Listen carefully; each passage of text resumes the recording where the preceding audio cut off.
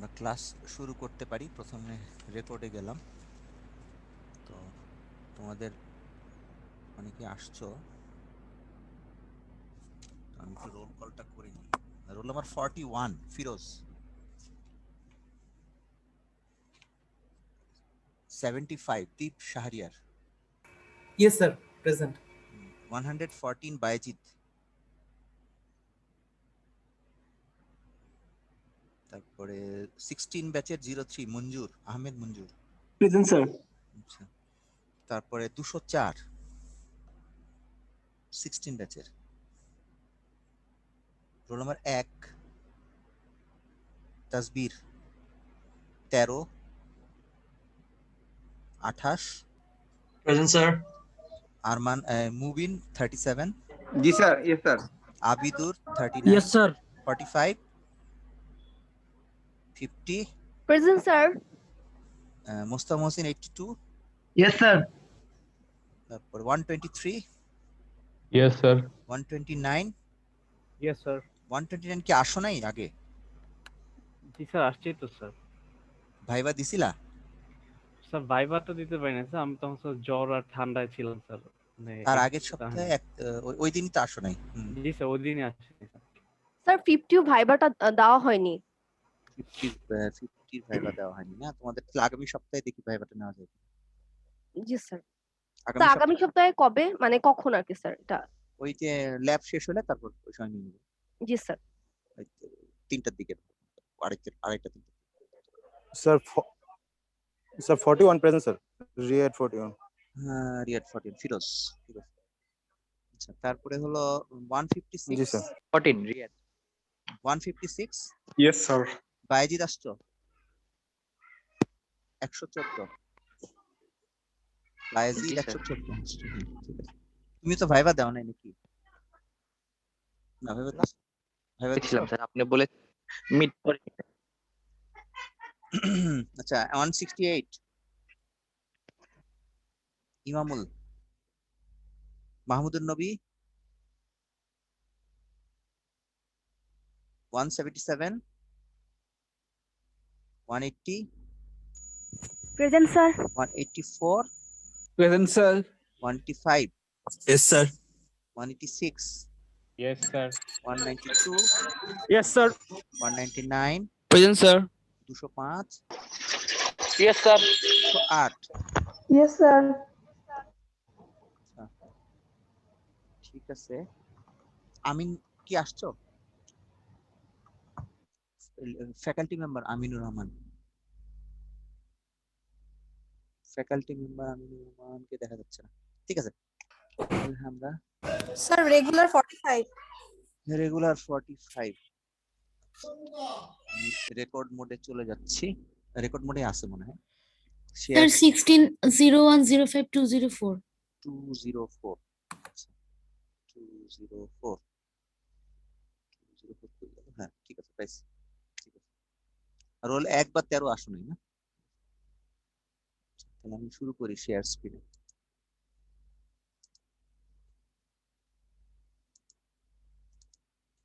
Lab ম্যানুয়ালটা দেখা যাচ্ছে? জি sir. এটার পেজ 50 তে যেটা আছে আমাদের এক্সপেরিমেন্ট হচ্ছে, সেই এক্সপেরিমেন্টটাই। হ্যাঁ, তো এক্সপেরিমেন্টটা হচ্ছে inverse square law of electromagnetic wave propagation. এটা হচ্ছে এক্সপেরিমেন্টের টাইটেল। এক্সপেরিমেন্টের 5টা অবজেক্টিভ। প্রথমটা হচ্ছে যে understand the function of antenna as a radiating structure.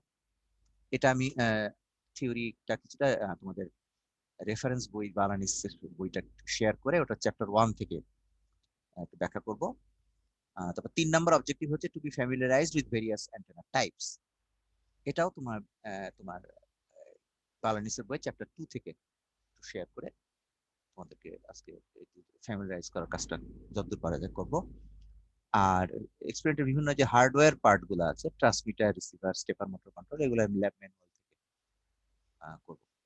R এক্সপেরিমেন্টের procedure গুলা হচ্ছে আচ্ছা, আরেকটা হচ্ছে ভেরিফিকেশন অফ ইনভার্স স্কয়ার ল। এটার জন্য আমরা এক্সপেরিমেন্টের ডাটা নিয়েছি যেটা ল্যাবে আমি করেছি, সেটার ভিডিওটা শেয়ার করা করব। এবং ইনভার্স স্কয়ার লটা সম্পর্কে ল্যাব ম্যানুয়াল থেকে ব্যাখ্যা করব।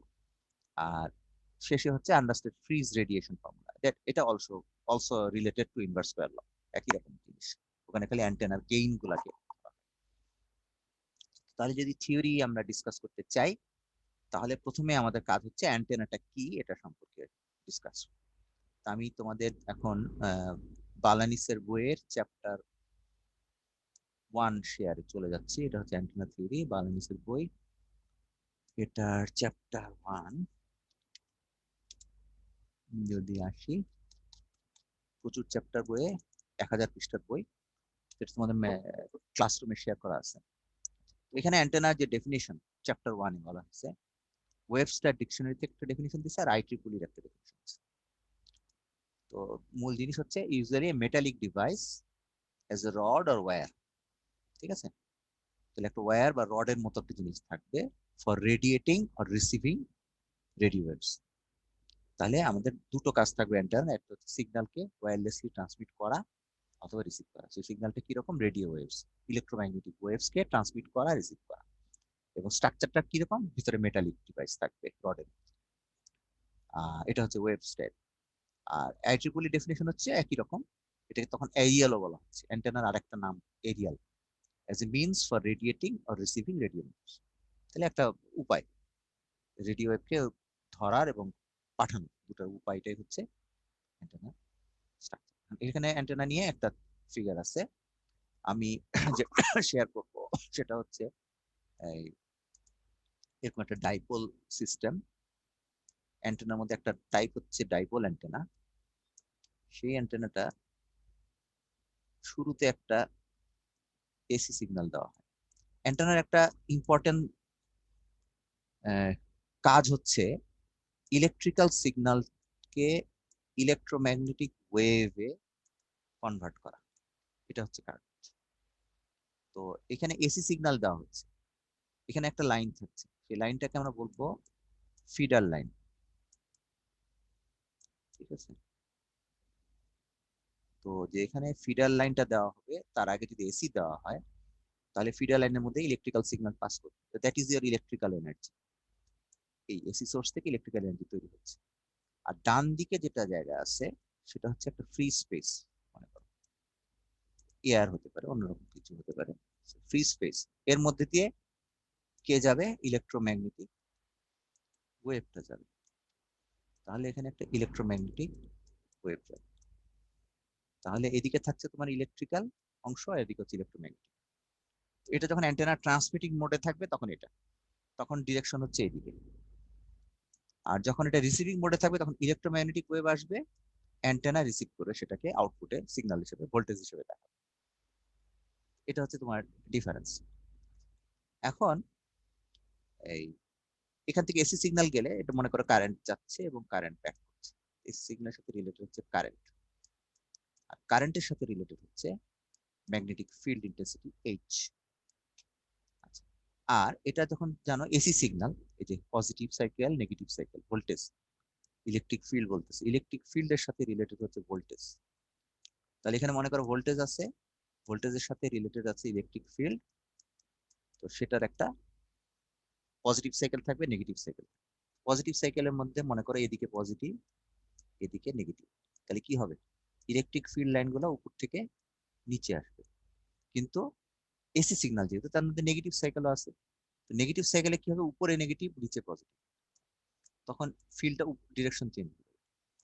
এটা হচ্ছে একরকম ডিরেকশন, এটা হচ্ছে আরেক রকম। এটা একটা জেনারেলাইজ বলবো। এটা হচ্ছে ইলেকট্রিক ফিল্ডের সাথে তোমার রিলেশন, যে ইলেকট্রিক এসি সিগন্যাল থাকার ফলে তোমার ইলেকট্রিক ফিল্ডটা এরকম ডিরেকশন চেঞ্জ হতে থাকবে। আর আরেকটা জিনিস এখানে থাকবে যে কারেন্ট যেটা আই যাচ্ছে, সেই কারেন্ট আই এর জন্য এখানে একটা কি ম্যাগনেটিক ফিল্ড তৈরি হবে, তাই না? যেটাকে এইচ বলতেছে।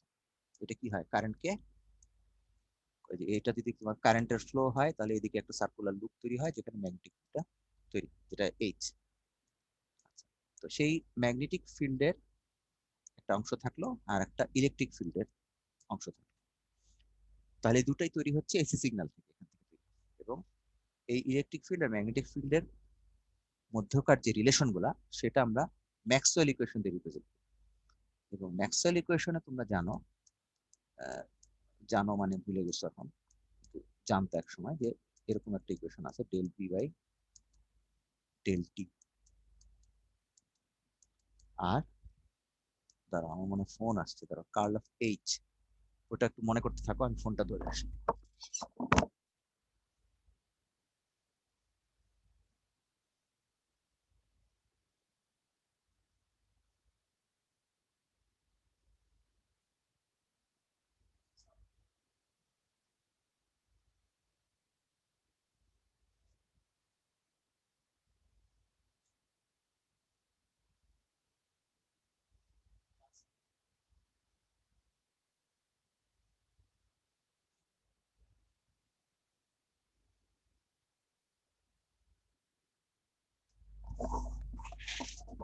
হ্যাঁ, তো আমরা ম্যাগনেটিক ফিল্ডের অংশটাই ছিলাম ম্যাক্সওয়েল ইকুয়েশনে।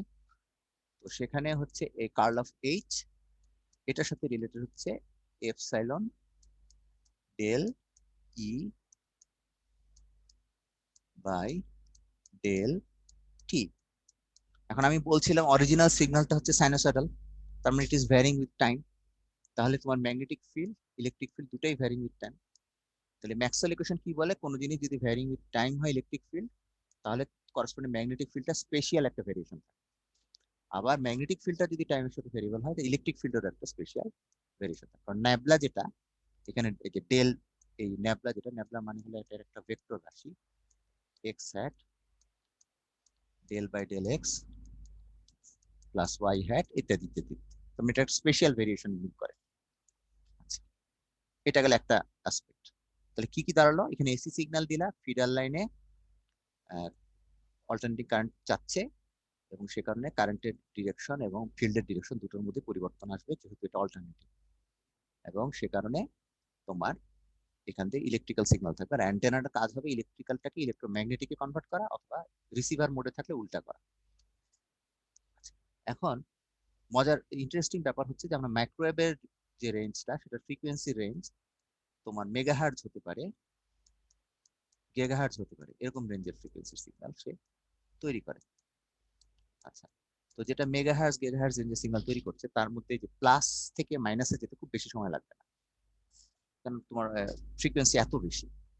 তো কাজে প্লাস থেকে মাইনাসে বেশি যেতে সময় লাগবে না। যেখানে যখন প্লাস যাচ্ছে, নিচে মাইনাসের জন্য ডিরেকশন চলছে, এটা হচ্ছে কি ফিল্ডের ডিরেকশন। আর এটা হলো ম্যাগনেটিক ফিল্ডের ডিরেকশন। এটা হলো প্লাস থেকে মাইনাস মানে ইলেকট্রিক ফিল্ডের ডিরেকশন। আর এই লুপটা হচ্ছে ম্যাগনেটিক ফিল্ডের ডিরেকশন, কারেন্ট ওয়্যারকে সার্কুলেট করে। তাহলে এই যে প্লাস মাইনাস মাইনাস প্লাস, এটা চেঞ্জ হতে থাকছে খুব দ্রুত, সময় পাচ্ছে না। এইভাবে এখানে মনে করো এসি সিগন্যালের ফ্রিকোয়েন্সি খুব বেশি, এখানে একটা ইলেকট্রিক ফিল্ডের ডিরেকশন এরকম আপ উপর দিকে আছে।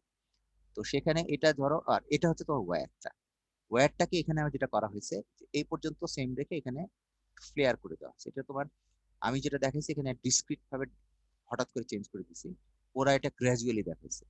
এই জিনিসটা গিয়ে এরকম গ্র্যাজুয়ালি চেঞ্জ হয়েছে। আচ্ছা, তো গ্র্যাজুয়ালি চেঞ্জ হলেও তো আপার কন্ডাক্টরটা তো এইটা, আপার কন্ডাক্টরটা এটা মনে করি এদিকে প্লাস ছিল, নিচে মাইনাস ছিল, সরি নিচে প্লাস ছিল, উপরে মাইনাস ছিল। তাহলে ফিল্ডের ডিরেকশন ছিল কি নিচ থেকে উপরের দিকে। কিন্তু এই পর্যন্ত আসার পর, এই জায়গাটা আসার পরে তোমার ওই সময় অরিজিনাল সিগন্যালের ইয়েটা ইয়ে হয়ে গেছে, নেগেটিভ সাইকেলে চলে গেছে, বা উল্টো সাইকেলে চলে গেছে। উল্টো সাইকেলে চলে গেলে ফিল্ডের ডিরেকশন উল্টাই যাবে, তাহলে এই ডিরেকশনটা এইদিকে হয়ে যাবে। তো এখান থেকে একটা ফিল্ডের ডিরেকশন ছিল, এদিকে একটা ডিরেকশন ছিল, মাঝখানে জায়গাটা ফিল করে এখানে একটা লুপ তৈরি করে, ছোট ছোট লুপ তৈরি। এবং এই লুপটা কিসের, ইলেকট্রিক ফিল্ডের, কারণ এটা কি প্লাস থেকে মাইনাসে মানে ইলেকট্রিক ফিল্ডের ডিরেকশন। তো এই ইলেকট্রিক ফিল্ডের ডিরেকশনের এইদিকে টাইম ভেরিং ফিল্ডের কারণে লুপ তৈরি হচ্ছে। তো লুপ তৈরি হওয়ার ফলে সেই লুপটা, এই যেহেতু টাইম ভেরিং, ম্যাক্সওয়েল ইকুয়েশন বলছে এটা, তাহলে একটা স্পেশাল ভেরিয়েশন হবে ম্যাগনেটিক ফিল্ডের, এইটার কারণে। এই কারণে ইলেকট্রিক ফিল্ডটা যেহেতু টাইম ভেরিং করছে এবং লুপ তৈরি করছে, কাজে এই লুপটা স্পেশালি সরতে থাকবে আস্তে আস্তে, যেহেতু লুপের কারণে ম্যাগনেটিক ফিল্ডের একটা স্পেশাল ভেরিয়েশন তৈরি হচ্ছে। সিমিলারলি উল্টা ভাবে ম্যাগনেটিক ফিল্ডের টাইম ভেরিং এর কারণে ইলেকট্রিক ফিল্ডও, আলটিমেটলি এই যে লুপ গুলা, এগুলো আস্তে আস্তে আস্তে ডান দিকে প্রপাগেট করবে।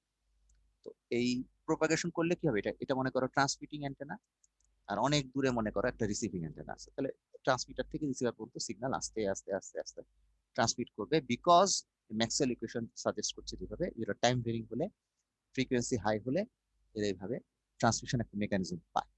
এখানে আমি যদি অল ড্রয়িংস মুছে ফেলি, আচ্ছা, তারপরে যদি আমরা অ্যানোটেটটা সরাই দিতে চেষ্টা করি, কোথায় গেল, সরাই দিলাম, তাহলে একটু নিচে যাই। তো পুরো সিস্টেমটা, অ্যান্টেনার সিস্টেমটার মধ্যে তাহলে কতগুলো অংশে ভাগ করছে। প্রথমে যেখানে এসি দিচ্ছ সেটা হচ্ছে সোর্স, আমি যেটাকে ফিডার লাইন বলছিলাম মাঝখানে সেটা হচ্ছে ট্রান্সমিশন লাইন, আর তারপর হচ্ছে অ্যান্টেনার পার্ট, এই যে ফ্লেয়ার অংশটা যেখান থেকে সিগন্যাল ট্রান্সমিট করতেছে, আর তারপর হচ্ছে ফ্রি স্পেস। চারটা অংশ, source, transmission line, antenna, radiated free space. সেটার কারণে এটা একটা ইকুইভ্যালেন্ট সার্কিটও তৈরি করতে পারে। আচ্ছা, এখানে আরেকটা জিনিস, এই এই জায়গাটার যে ট্রান্সমিশন লাইন, এখানকার ইম্পিডেন্স মনে করো Z1, আর ডান দিকে যে ফ্রি স্পেস সেটার ইম্পিডেন্স মনে করো Z2।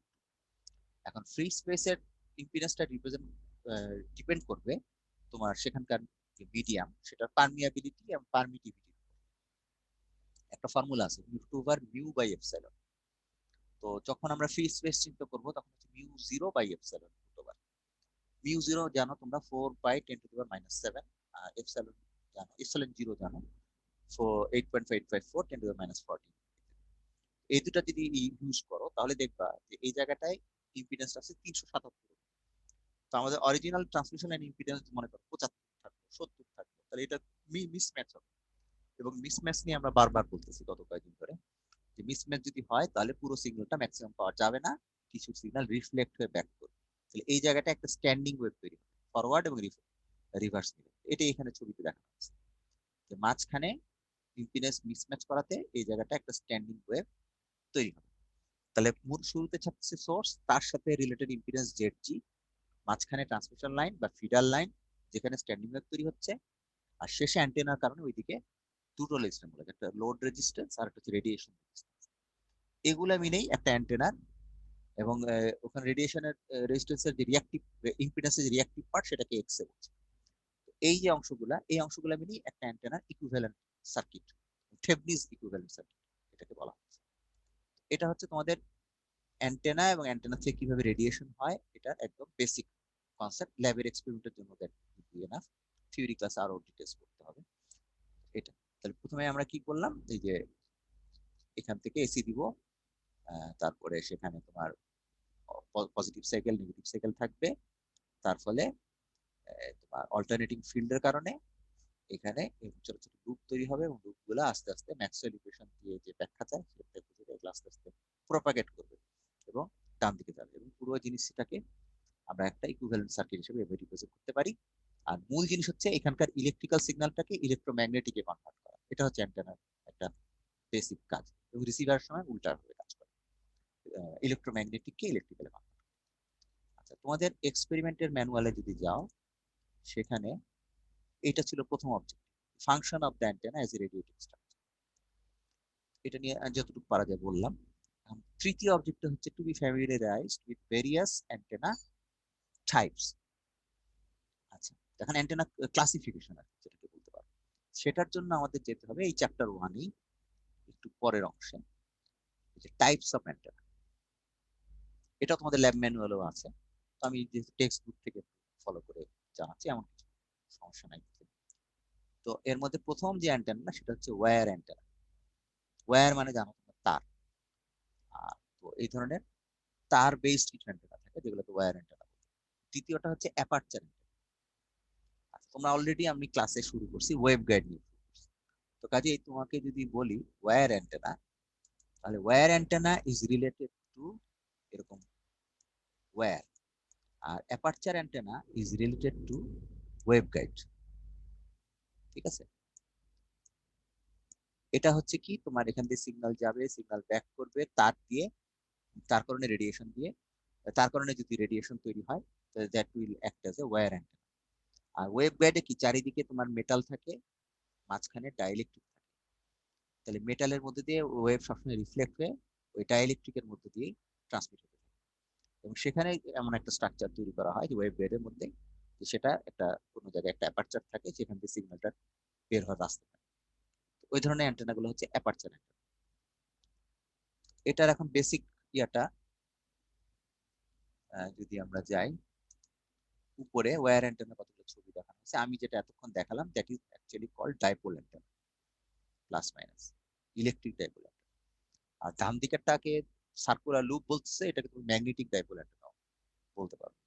এটা তোমার ম্যাগনেটিক ম্যাটেরিয়ালস পড়ছিল 3-1-এ, সেখানে এরকম একটা জিনিস থাকার কথা, ম্যাগনেটিক ডাইপোল। এটা হচ্ছে লুপ টাইপের একটা ফর্ম করতেছে। এটার সাথে এটা ডিফারেন্স হচ্ছে এখানে ফ্লেয়ার করে দিচ্ছে আর এখানে একটা লুপ তৈরি করতেছে।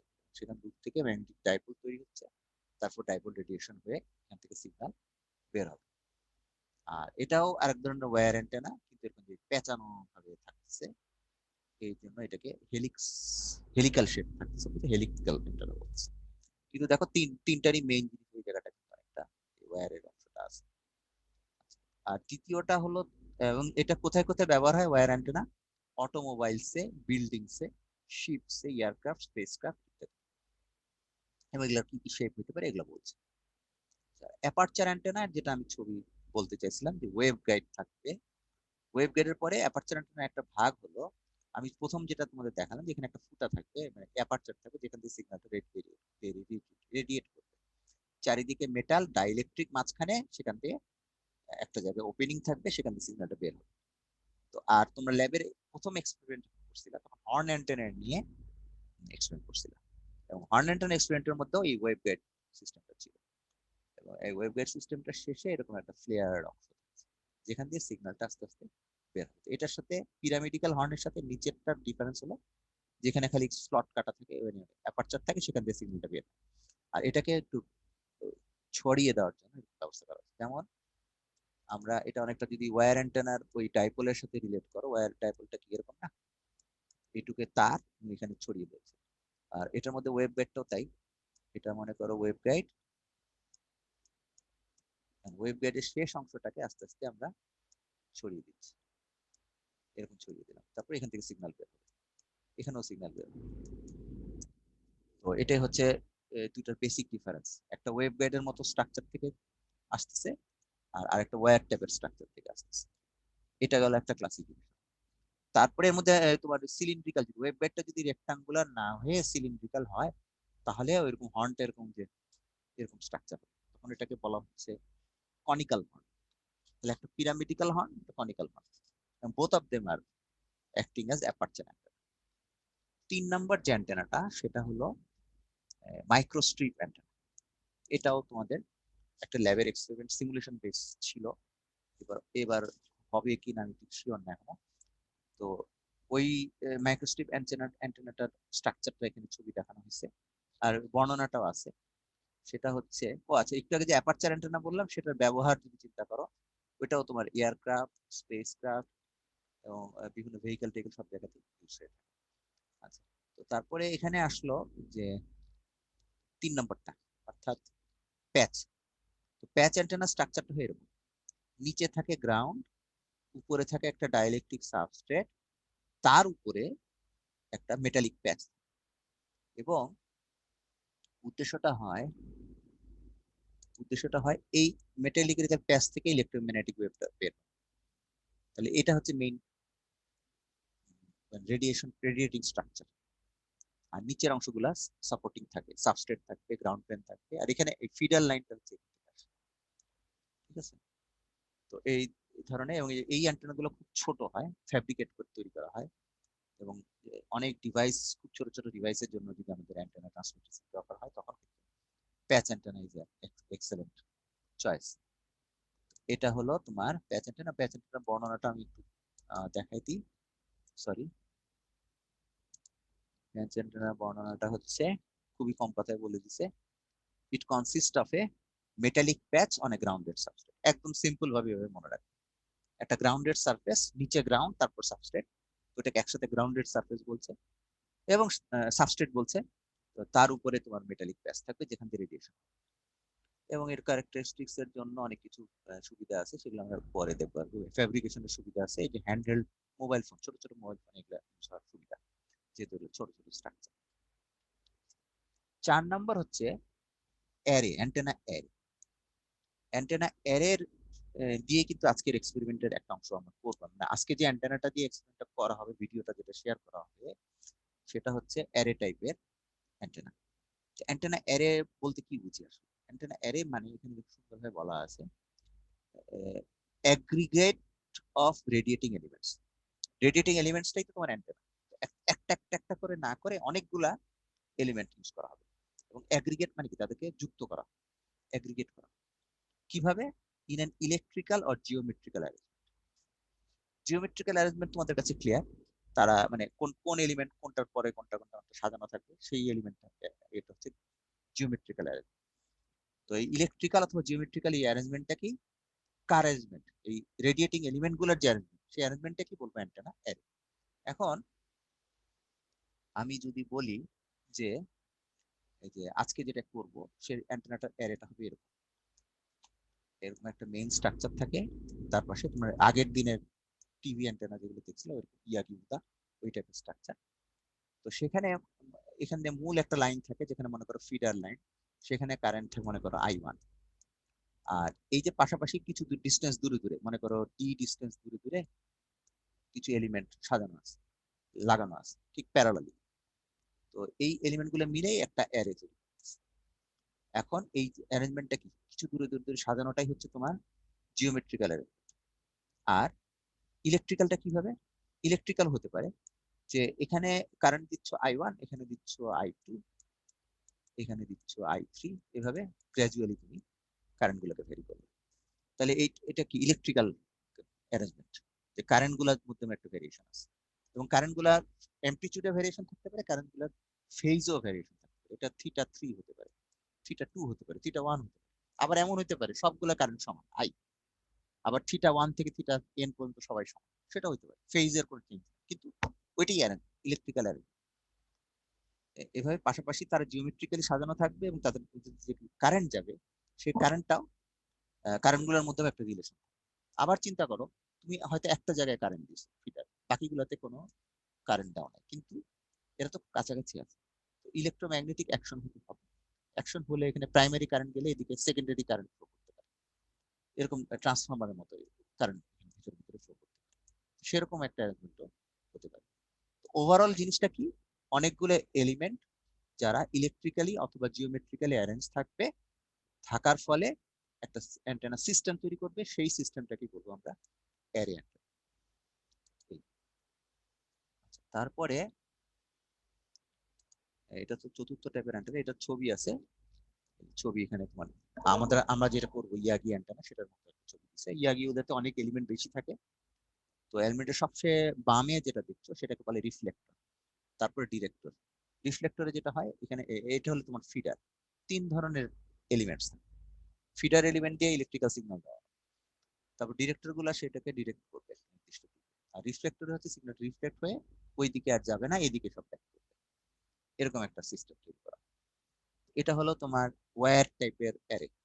আবার অ্যাপারচার টাইপের অ্যারে হতে পারে। এই যে অ্যাপারচার গুলা বললাম, ওয়েভ গাইড আছে, এইদিকে অ্যাপারচার কাটা আছে, এরকম একটা ওয়েভ গাইড না দিয়ে আরো 5টা দিলাম, তো টোটাল 6টা থাকবে। 6টা মিলেও একটা অ্যারে তৈরি করতে পারে, তখন এটাকে বলবো অ্যাপারচার অ্যারে।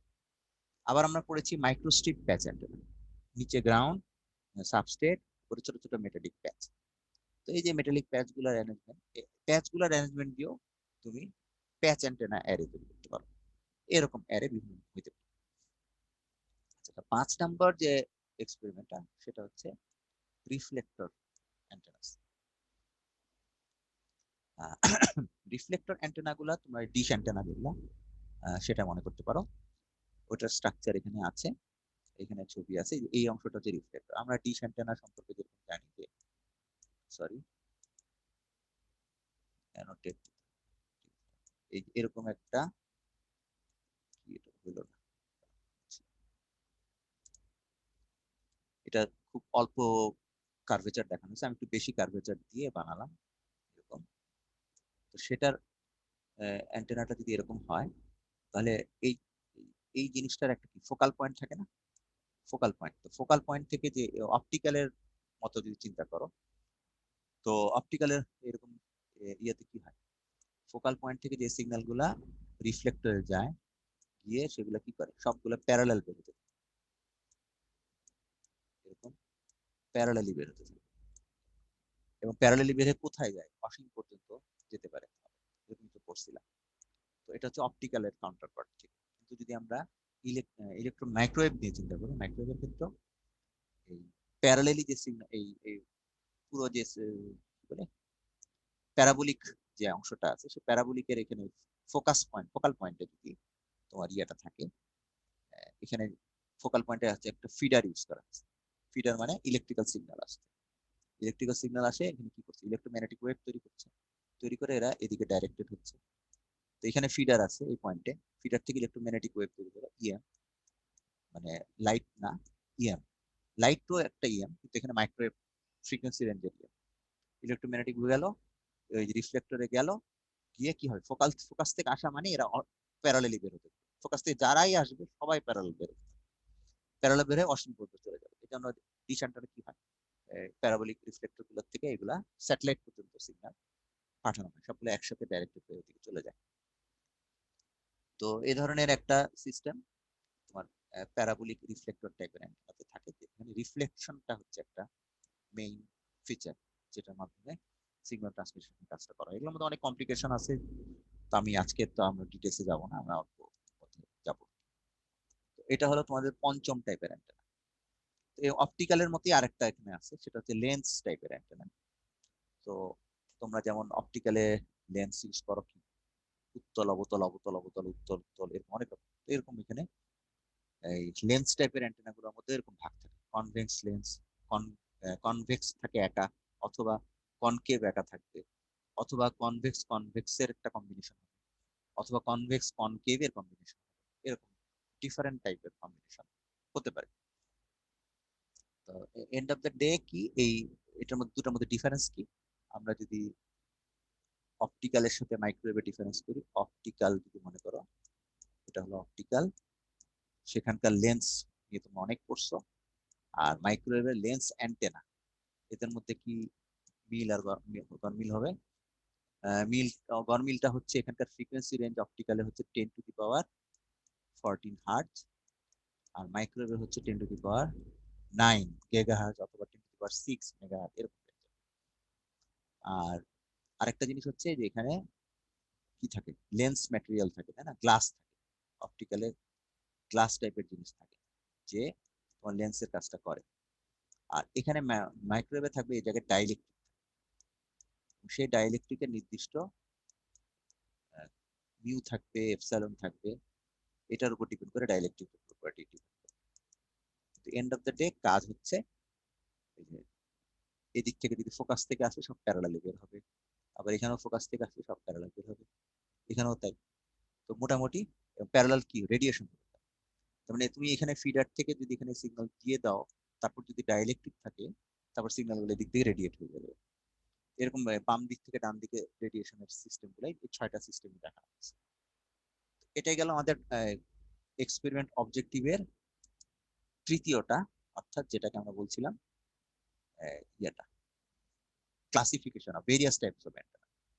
আচ্ছা, দাঁড়াও, আরেকটা আছে, সেটাও আমাদের দরকার, সেটা হচ্ছে 3 ধরনের অ্যান্টেনার কথা বলা হয়েছে। সেটা হচ্ছে এটা এক ধরনের ক্লাসিফিকেশন, যেটা হচ্ছে অ্যান্টেনার স্ট্রাকচার দিয়ে আমরা ক্লাসিফিকেশন করছি। আরেকটা হচ্ছে অ্যান্টেনা কি রকম রেডিয়েশন করবে, কোন দিকে কতটুকু রেডিয়েশন করবে, সেটার উপর ভিত্তি করে এদেরকে 3 ভাগে ভাগ করা হয়। তো সেটার জন্য আমরা চ্যাপ্টার 2 তে যাব। চ্যাপ্টার 2,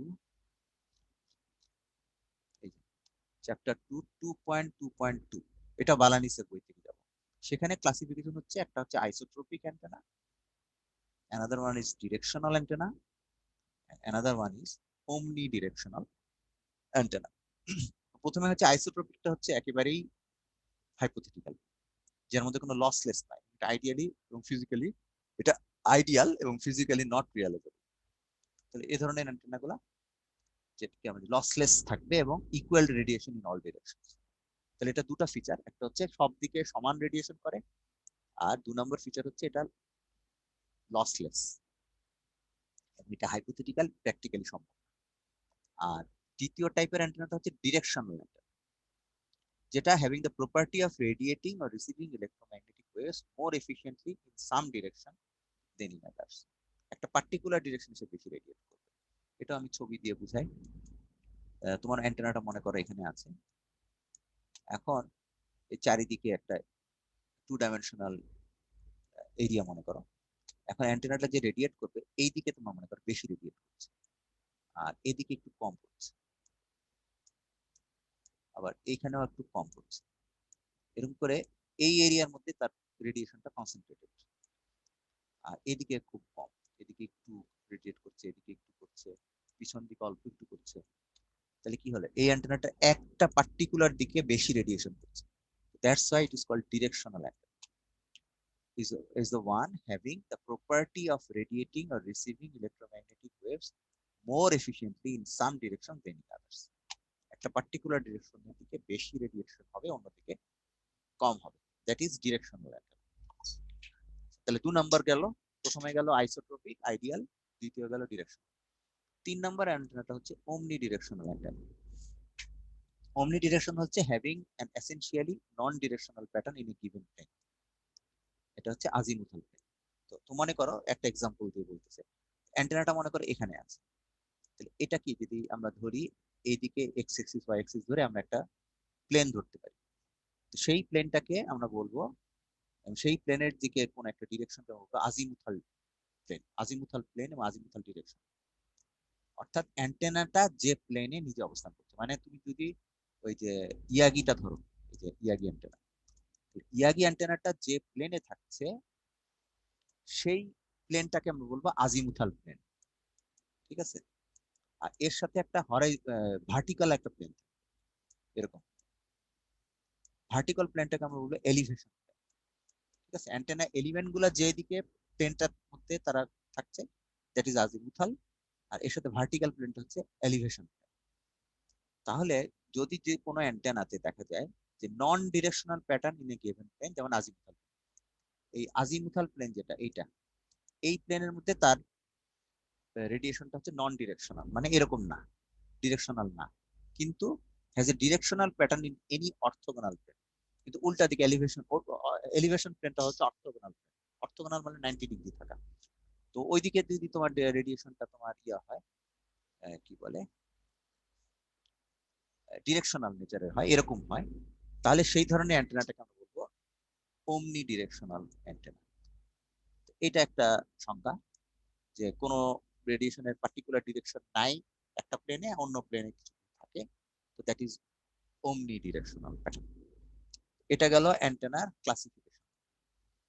এখন তোমাদের আরেকটা হচ্ছে যে ল্যাবের এক্সপেরিমেন্টে যেটা করব সেটা নিয়ে আমার ডিসকাস করা দরকার। সেটা হচ্ছে আমরা এই যে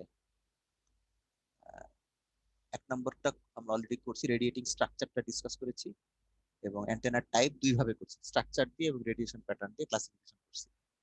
এখন 4 নম্বর পয়েন্টটা হচ্ছে যে আমরা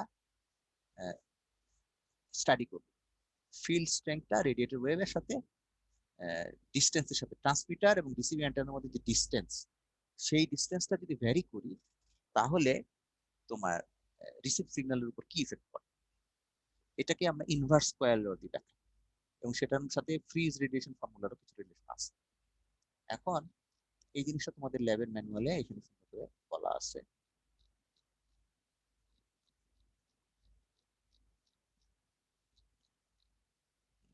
এখানে যে ফাংশন অফ অ্যান্টেনাটাও এখানে আমি যেগুলো বললাম ওগুলোর সাথে রিলেটেড জিনিসগুলো ম্যানুয়ালও আছে। ক্লাসিফিকেশন যেগুলো বললাম সেগুলো এখানে বলা আছে, প্যাচ অ্যান্টেনা, তারপর ডাইপোল, এগুলো বলা আছে। লেন্স অ্যান্টেনাও বলা আছে সুন্দর করে, রিফ্লেক্টর অ্যান্টেনা বলা আছে, এবং এগুলো সম্পর্কে অ্যান্টেনা অ্যারে সম্পর্কে বলা আছে, সুন্দর সুন্দর ছবি আছে, এগুলো দেখবা। তারপর ডিরেকশনাল অমনি ডিরেকশনাল অ্যান্টেনা ক্লাসিফিকেশনও বলা আছে। তো 2 দিক থেকে তোমার ম্যানুয়াল থেকেও পাবা, বই থেকেও পাবা। এই যে এখন আমি যেটা বলতে চাচ্ছি সেটা হচ্ছে এই যে ইনভার্স স্কয়ার ল। আমাদের এক্সপেরিমেন্টার মেইন টাইটেলই হচ্ছে ইনভার্স স্কয়ার ল ইনভেস্টিগেট করা। ইনভার্স স্কয়ার ল ইনভেস্টিগেট করা মানে ট্রান্সমিটার অ্যান্টেনা রিসিভিং অ্যান্টেনার মধ্যবর্তী যে ডিসটেন্স সেটা যদি ভ্যারি করে তাহলে রিসিভ সিগন্যালের উপর কি ইফেক্ট পড়ে। তো এখন আমি মনে করি এটা একটা ছোট্ট পয়েন্ট সোর্স, এখানে বলছে পয়েন্ট সোর্স যেটা হলো অ্যান্টেনা। এই পয়েন্ট সোর্স থেকে সিগন্যাল ট্রান্সমিট হচ্ছে, আর এটা কিভাবে হবে, এর চারিদিকে যে 2 ডাইমেনশনাল এরিয়া আছে সেখান দিয়েও যাবে, আবার এদিকে উপরে নিচে যে এলিভেশন ডিরেকশনটা আছে সেদিকেও ট্রান্সমিট হবে। তাহলে এটাকে যদি আমি মুছে দেই তাহলে আমার অ্যান্টেনার যদি পয়েন্ট সোর্সটা থাকে সেটা কি হবে, 3 ডাইমেনশনালি ছড়িয়ে যাচ্ছে। 3 ডাইমেনশনালি যে ছড়িয়ে যাচ্ছে সেটা একটা নির্দিষ্ট ডিস্টেন্স পরে আমরা যদি রিসিভ সিগন্যালটা বের করতে চাই, তাহলে মনে করো 8 ডিস্টেন্স পরে সেটা 3 দিকেই হতে পারে, যে কোনো দিকেই হতে পারে। তাহলে এখানে একটা স্ফিয়ার চিন্তা করতে পারি, এই টোটাল স্ফিয়ার দিয়ে কোন পাওয়ারটা যাবে, এখানে যা তৈরি হয়েছিল সেটাই যাবে। সেই পাওয়ারটাকে আমরা মনে করি পি, পি পাওয়ারটা ওই অ্যান্টেনা থেকে তৈরি হয়েছে। সেই পাওয়ারটা কিন্তু এখান থেকে যাবে, আরো দূরে যাবে, দূরে চলতে থাকে। আর ডিস্টেন্স দূরে যদি মনে করো, তাহলে এই পি পাওয়ারটাকে আমরা একটা টার্ম পড়ছিলাম পয়েন্টিং ভেক্টর। এটা তোমরা ম্যাক্সওয়েল সরি ইলেকট্রোম্যাগনেটিক্সে পড়ছিলাম। পি হচ্ছে ই ক্রস এইচ, পয়েন্টিং ভেক্টর। এটাই মনে করো এই অ্যান্টেনার থেকে তৈরি হয়েছে। এখন এই পির ইউনিট কি, পির ইউনিট হচ্ছে ওয়াট পার মিটার স্কয়ার, মানে পার ইউনিট এরিয়াতে কত বের হচ্ছে। সেই জিনিসটা সেম থাকবে থ্রু আউট, যত দূরে যাও, আর ডিস্টেন্স দূরে যাও, R1 যাও, R2 যাও, বাইরে যেতে থাকো, চলতে থাকো। তাহলে সেই পাওয়ারটা যদি পি পয়েন্টিং ভেক্টর হিসেবে বের হতে থাকে, তাহলে সেটা যদি পার ইউনিট এরিয়াতে হয়, তাহলে সেটাকে যদি আমরা এরিয়া দিয়ে গুণ দিই, তাহলে আমরা পাবো টোটাল পাওয়ারটা যে কোনো একটা পয়েন্ট। তাহলে এখানে মনে করো আর ডিস্টেন্স দূরে কতটুকু পাওয়ার, সেটাকে ওরা বলতেছে মনে করো আই পাওয়ার। না সেটা কি, হ্যাঁ ঠিক আছে সেটা বলতে পারো। সেটা হচ্ছে টোটাল যে পাওয়ারটা পয়েন্টিং ভেক্টর থেকে আসছে, সেটার সাথে পয়েন্টিং ভেক্টরটা পার ইউনিট এরিয়া, যেখানে আইটা বাদ দিই, পার ইউনিট এরিয়াতে যে পাওয়ারটা আসছে সেটার সাথে গুণ হবে এরিয়া। সেই এরিয়াটা হবে 4πr²। এটা হচ্ছে টোটাল পাওয়ার। এই টোটাল পাওয়ারটা হবে 4πr²। তাহলে এখানে যেটা ওরা করতেছে এখন, এই আই বের করতেছে। আইটা হচ্ছে যে পাওয়ার, টোটাল পাওয়ারটা আমরা এখানে আসলে ওদের সাথে লেভেল ম্যানুয়ালের সাথে ডিফারেন্স করার জন্য এটাকে পিটি বলি। পিটি তৈরি হচ্ছিল পয়েন্টিং ভেক্টর, এটাও মনে করি পিটি। সেই পিটিটার সাথে এরিয়া গুণ হয়ে টোটাল পাওয়ারটা বের হয়েছে। তো সেই টোটাল পাওয়ারটা হচ্ছে তোমার ওই ওদের পি, ঠিক আছে। তাহলে টোটাল পাওয়ার পি, তাকে আমরা এরিয়া দিয়ে ভাগ করছি, ভাগ করলে আমরা পাবো আই। এখানে পিটি বলছে, ওখানে আই বলছে। তো সেখানে তাহলে এখানে পাবো 4πr²। এখন আমরা যদি আর এর ডিস্টেন্সটা বাড়াই, মনে করো R2 তে গেলাম, তাহলে সেখানেও একটা স্ফিয়ার চিন্তা করতে পারবা, এবং সেই স্ফিয়ারের একটা এরিয়া থাকবে। এরিয়াটা কি হবে, এটা মনে করো যদি R1 হয়, তাহলে হবে 4πr1²। ঠিক আছে, তাহলে P/4πr1² হবে তোমার এটা ইন্টেন্সিটিটা। তাহলে কি হবে, আমরা ডিস্টেন্সটা যদি R2 তে যাই, তাহলে সেখানে হবে P/4πr2²। তাহলে কি হচ্ছে, ইন্টেন্সিটিটা সবসময় আর এর স্কোয়ারের ইনভার্সের প্রপোর্শনাল হচ্ছে। That's why this law is called inverse square law. ডিস্টেন্সের স্কোয়ারের ইনভার্স, আসলে এটা কিন্তু ডিস্টেন্স, মানে এখানে যদি ট্রান্সমিটিং অ্যান্টেনা থাকে, এখানে যদি রিসিভ করো সিগন্যালটা, যদি এই জায়গায় রিসিভ করো, তাহলে এটা ডিস্টেন্সটা না, আর প্রথমে আর ছিল, তারপর R1 হলো। তাহলে তোমার মূল হচ্ছে, এটা যদি ট্রান্সমিটিং অ্যান্টেনা হয়, তাহলে এই ডিস্টেন্সটা যদি R1 হয়, তারপরে হবে R2, তারপর হবে R3, তাহলে আইগুলার উপর কি হবে, P/4πr1², P/4πr2², P/4πr3², এরকম। তাহলে এটা স্কোয়ারের ইনভার্সলি প্রপোর্শনালি ভ্যারি করতে, দ্যাটস ওয়াই ইনভার্স স্কয়ার ল। তো আমাদের এক্সপেরিমেন্টে যেটা হবে, আমাদের একটা ট্রান্সমিটিং অ্যান্টেনা থাকবে, একটা রিসিভিং অ্যান্টেনা থাকবে, এবং রিসিভিং অ্যান্টেনার ডিসটেন্সটা আস্তে আস্তে সরাবো। প্রথমে R1 করবো, R2 করবো, R3 করবো, এবং রিসিভ সিগন্যালটাকে আমরা মেজার করবো। তো এখানে তোমার রিজিয়নের মধ্যে অ্যান্টেনার খুব কাছে একটা রিজিয়ন থাকে, যেটাকে বলা হয় নিয়ার ফিল্ড রিজিয়ন। তারপর থেকে ফার ফিল্ড রিজিয়ন, যার মধ্যে আবার দুই ভাগ থাকে, একটা হচ্ছে খুব বেশি কাছে বা মাঝামাঝি একটা অংশ, রেডিয়েটিং নিয়ার, ফার ফিল্ড একটাই থাকে, নিয়ার ফিল্ডের মধ্যে দুটো ভাগ থাকে, একটা হচ্ছে রিঅ্যাক্টিভ নিয়ার ফিল্ড আর একটা হচ্ছে রেডিয়েটিং নিয়ার ফিল্ড। ওইটাও আমি কিন্তু বয়ে যাব, দাঁড়াও বয়ে যাচ্ছি। এটা হচ্ছে ওই চ্যাপ্টার 2তেই এই যে ফিল্ড রিজিয়নসটা আছে, এখানে তোমার রিঅ্যাক্টিভ নিয়ার ফিল্ড একটা আছে, রেডিয়েটিং নিয়ার ফিল্ড আছে। এবং এদের একটা ছবি আছে, দেখতে পারো। ছবিটা হচ্ছে এরকম। এটাকে মুছে দিই। খুব কাছে যে এলাকাটা থাকে সেটাকে বলা হয় রিঅ্যাক্টিভ নিয়ার ফিল্ড, এবং তারপরে মাঝামাঝি একটা এলাকা সেটাকে বলে রেডিয়েটিং নিয়ার ফিল্ড। আমাদের এক্সপেরিমেন্টের উদ্দেশ্য কি, এই যে এখানে যদি ট্রান্সমিটিং অ্যান্টেনা থাকে, তো রিসিভিং অ্যান্টেনাটা যদি তুমি সরাতে থাকো, ফার্স্টে এখানে নিলা, তারপর এখানে নিলা, এখানে নিলা, তাহলে বিভিন্ন রিজিয়নের মধ্যে সেই এটা দেখতে পারো কোন জায়গায় সে ইনভার্স কয়েল ল ফলো করছে, সেরকম একটা ডাটা নেওয়ার সুযোগ থাকে। আর শুরুতে যে রিঅ্যাক্টিভ নিয়ার ফিল্ড এলাকাটা, সেটার একটা বাউন্ডারি আছে, এই যে পয়েন্টটা, এটাই তোমার ডিসটেন্স, তাই না? এই ডিসটেন্সটাকে আমরা বলতেছি আর, আর অ্যান্টেনার ডাইমেনশনসটাকে বলতেছি টি। ঠিক আছে, অ্যান্টেনার ডাইমেনশনের সাথে আর এর একটা রিলেশন আছে। তো সেই রিলেশন অনুযায়ী একটা বাউন্ডারি কন্ডিশন ফিক্সড হয়। এই বাউন্ডারি কন্ডিশন পর্যন্ত অ্যান্টেনাটা রিঅ্যাক্টিভ ফিল্ডটা ডমিনেট করে। ওই রিজিয়নটাকে বলা হয় রিঅ্যাক্টিভ নিয়ার ফিল্ড রিজিয়ন।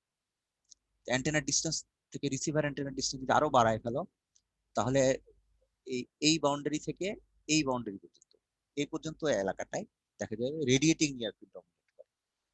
তো ওই জায়গাটাকে ফ্রেসনেল রিজিয়ন বলে, অথবা রেডিয়েটিং নিয়ার ফিল্ড রিজিয়ন বলে।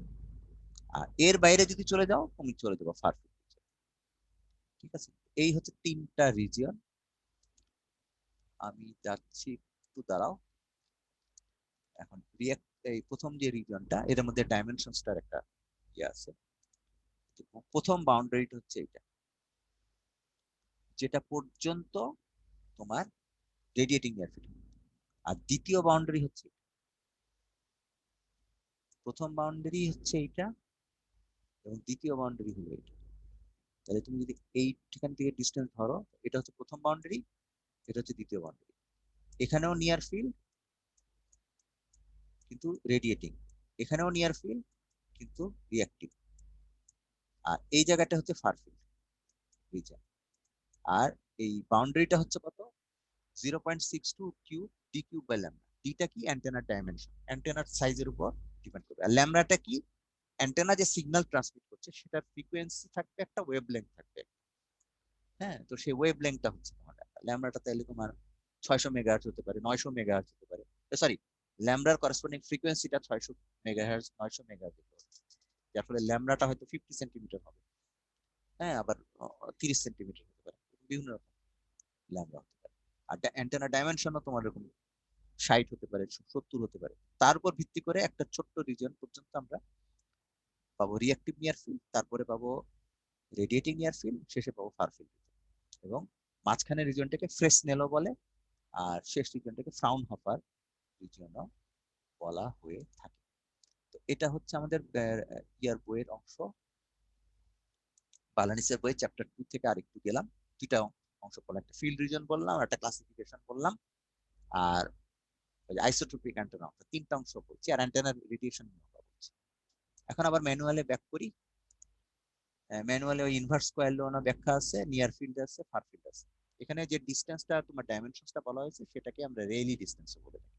এখানেও সুন্দর করে ম্যানুয়ালে দেখানো হয়েছে যে রিঅ্যাক্টিভ নিয়ার ফিল্ডটা কতটুকু পর্যন্ত থাকবে, রেডিয়েটিংটা কত থাকবে। এটা আমি দেখেছি তোমার ওই যে হরাইজন্টাল এক্সিস দিয়ে, এখানে একটা গোল 2 ডাইমেনশনাল রিজিয়ন দিয়ে বোঝানো হয়েছে। কারণ অ্যান্টেনার থেকে যে রেডিয়েশনটা হবে সেটা আসলে 3 ডাইমেনশন দিয়ে হবে, তো এখানে 2 ডাইমেনশনাল রিজিয়ন দিয়ে দেখানো হয়েছে। এটাই বলা হয়েছে। আর এখানে আরেকটা ইনভার্স কয়েলের মতোই একটা ল আছে, যে ফ্রিজ রেডিয়েশন ফর্মুলা। এটার সাথে ইনভার্স ল এর ডিফারেন্সটা হলো, এখানে অ্যান্টেনার গেইন কে ধরা হয়েছে। আমরা এক্সপেরিয়েন্স 7 এ যখন রেডিয়েশন প্যাটার্ন পড়বো, তখন অ্যান্টেনার কিছু ডেফিনিশনে যাবো, যেমন অ্যান্টেনা গেইন কাকে বলে, ডিরেক্টিভিটি কাকে বলে, ইত্যাদি, এফিসিয়েন্সি কাকে বলে। ওখানে প্রত্যেকটা অ্যান্টেনার একটা গেইন থাকে। আমরা যদি ছবিতে দেখাই, এটা যদি তোমার ট্রান্সমিটিং অ্যান্টেনা হয়, তার একটা গেইন থাকতে পারে জিটি। আবার রিসিভিং অ্যান্টেনা যদি থাকে, তার একটা গেইন থাকতে পারে জিআর। তাহলে মূল সিগন্যাল যদি পিটি হয়, সে অ্যান্টেনা থেকে যখন বের হবে, তখন পিটি ইন্টু জিটি হিসেবে বের হবে, গেইনটা গেইন করে। আবার রিসিভ সিগন্যাল যদি এখানে থাকে, সেও যখন রিসিভ সিগন্যাল থেকে একদম ফাইনালি চলে যাবে, তখন ওই রিসিভ সিগন্যালটাকে জিআর দিয়ে, জিআর হচ্ছে রিসিভিং অ্যান্টেনার গেইন। তো ওই গেইন গুলোকে কনসিডার করে একটা ফর্মুলা আছে, that is fridge radiation formula. এইটা গেল তোমাদের থিওরির মোটামুটি শেষ। এখন তোমাদের ল্যাবের যে হার্ডওয়্যার গুলো আছে সেগুলোর একটু ব্যাখ্যা আমি দিব ম্যানুয়াল থেকে। একটু ওয়েট করো, আমি দেখাচ্ছি। এটা তোমাদের ল্যাবের ইয়াটা ম্যানুয়ালের এক্সপেরিয়েন্স 6টা শুরু হচ্ছে 50 পৃষ্ঠা থেকে। তো সেই 50 পৃষ্ঠার মধ্যে এই শুরুর পৃষ্ঠাতেই ইকুইপমেন্ট লিস্ট বলে একটা অংশ আছে, সেখানে অ্যান্টেনা ট্রান্সমিটার বলা আছে। একটু ওয়েট করো, আমি আসতেছি।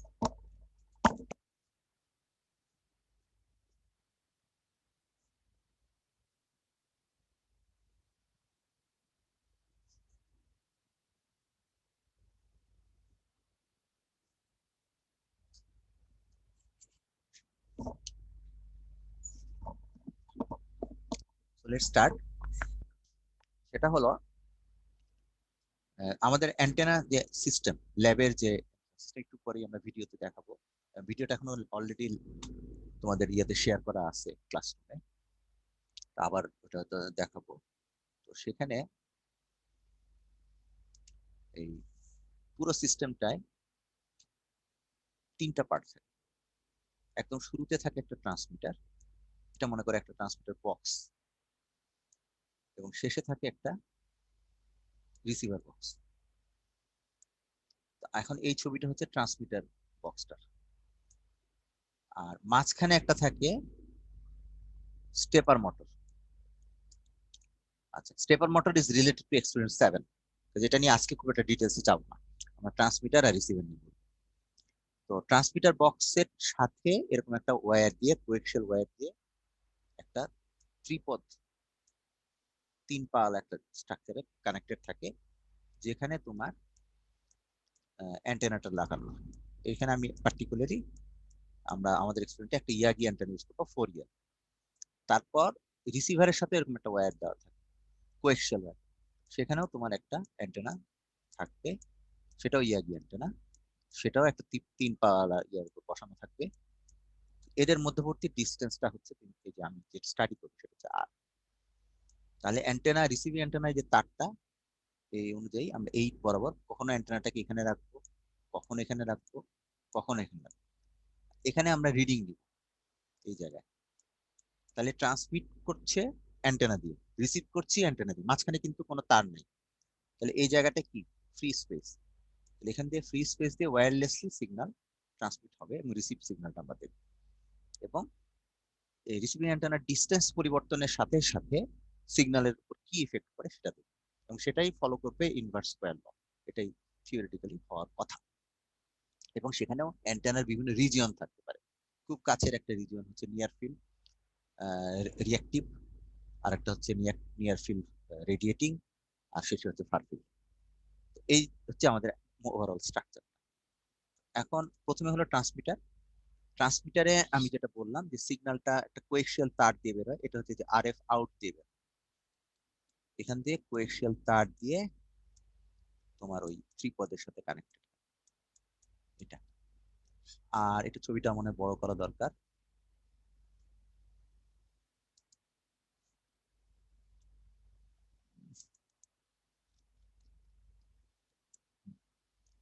যেটা বললাম যে এখান দিয়ে তোমার সিগন্যালটা বের হয়, এটা মুছে দিই।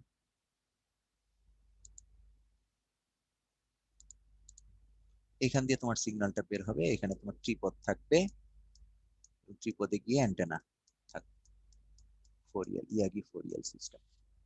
আর এখানে তোমার ফ্রিকোয়েন্সিটা উঠবে, একটা এলসিডি মনিটর আছে যেখানে 600 মেগাহার্টজ দেখাবে আর কি। আমরা 600 মেগাহার্টজটা সেট করতে পারবো। কত ফ্রিকোয়েন্সি সেট করবো সেটার জন্য একটা সিলেক্টিং সুইচ আছে, এখানে ফ্রিকোয়েন্সি আপ ডাউন করে আমি সিলেক্ট করি, এবং সেটার একটা স্টেপ আছে। আমরা 1 মেগাহার্টজ করে বাড়ায় বাড়ায় 600, 601, 602 এভাবে করতে পারি। আবার 10 করে করতে পারি, 550, 560, 570 এভাবে 600 আসতে পারি। আর এখানে একটা মেমোরির সিস্টেম আছে, যার মাধ্যমে আমরা ওই ফ্রিকোয়েন্সি গুলাকে সেট করে মেমোরি 1, মেমোরি 2 তে বিভিন্ন ফ্রিকোয়েন্সিকে অ্যাডজাস্ট করে। আর এখানে দেখো একটা মাইক্রোফোন ইন আছে, একটা এক্সটার্নাল মডুলেটর ইন আছে। এই দুটো আমরা এখন দিব না আজকে।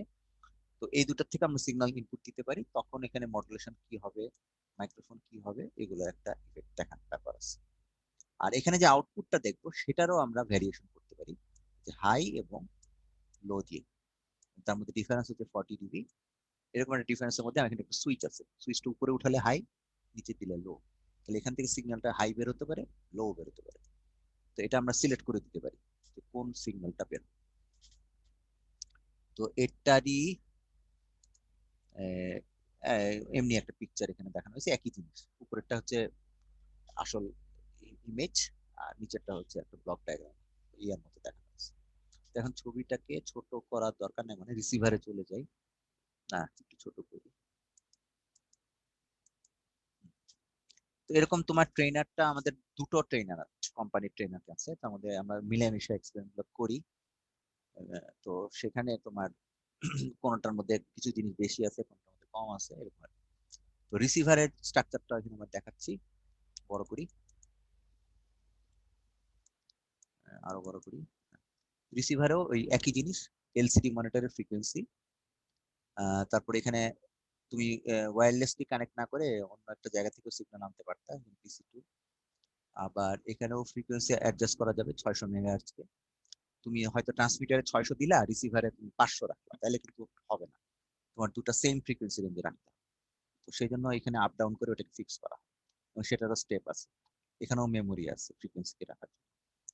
আর ইয়াতে ট্রান্সমিটারে তো আমরা সিগন্যালকে ট্রান্সমিট করছিলাম, এখানেও একটা রিসিভ করার জন্য আর একটা কোয়েক্সিয়াল কেবল থাকবে, যেখান দিয়ে আমরা রিসিভিং অ্যান্টেনার থেকে রিসিভ করা সিগন্যালটা নিয়ে আসবো। নিয়ে আসলে এখানে একটা মনিটরে আমরা দেখবো কত ভোল্টেজের সিগন্যাল আসছে। এখানে রেঞ্জটা বলা আছে, একটু ফোন আসছে আমার, যাচ্ছি, ডিবি মাইক্রোভোল্ট। এই রেঞ্জের সিগন্যাল আমরা দেখতে পাবো, একটু দাঁড়াও।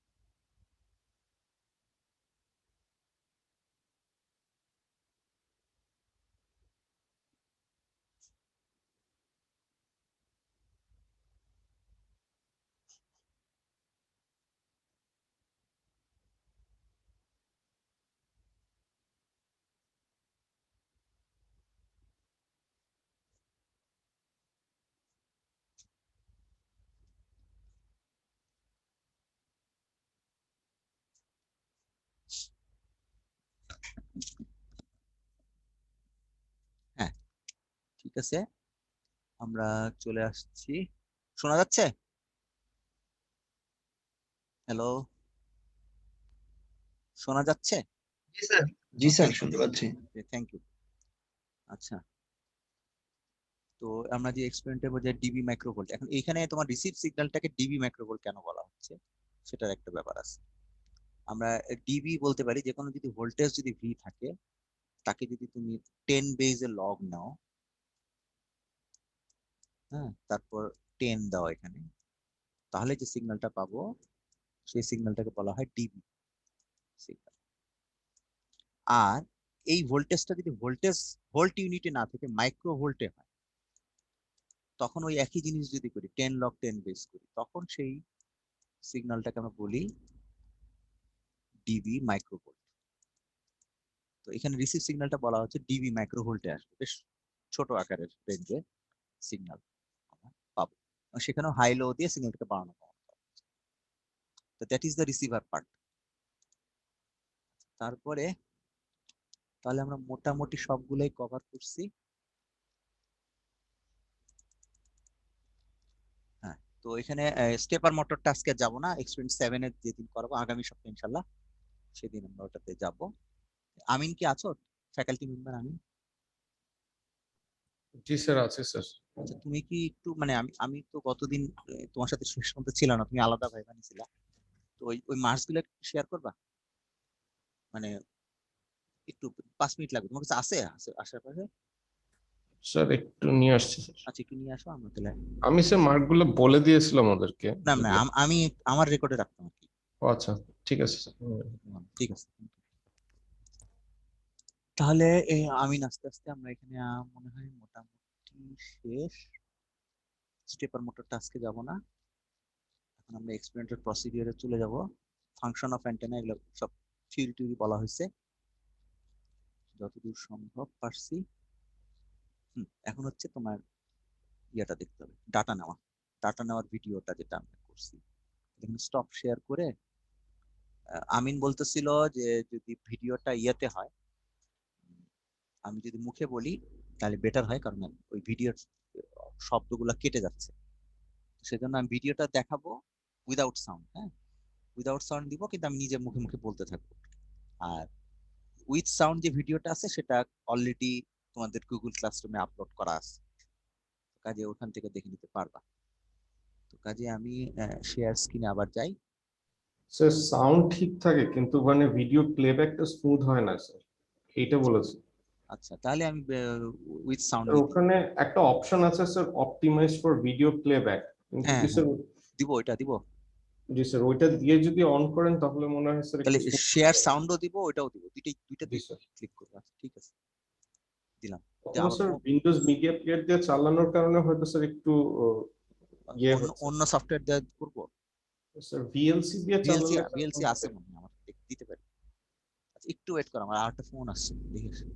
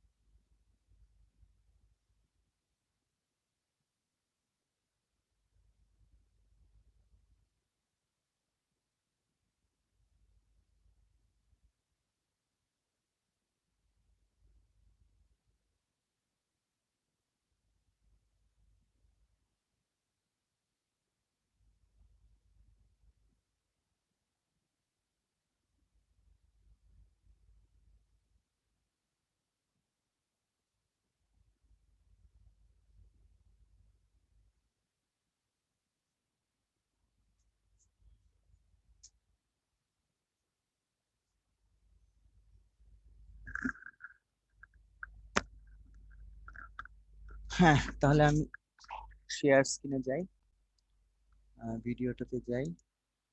এটা বলছো ইয়া দিতে না, ভিএলসি দিয়ে আসে কিনা,